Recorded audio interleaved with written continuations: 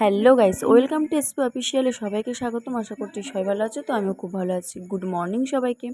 আর দেখতেই পাচ্ছ মা এখানে সকাল সকাল তাল তুলতে চলে গেছে। না তালটা পড়েছে বলে তুলতে গেছে সেরকম কোনো ব্যাপার না।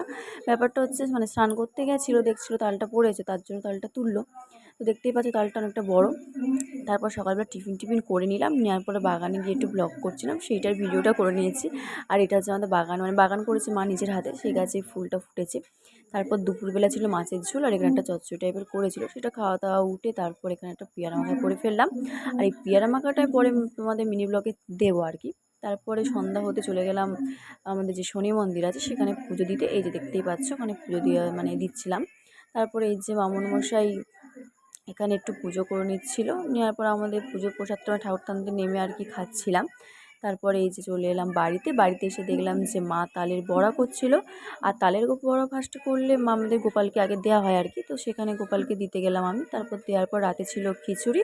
তো আজকে মেন ব্লগটা এই পর্যন্ত। ভালো লাগলে অবশ্যই লাইক কমেন্ট শেয়ার করো। চলো টাটা।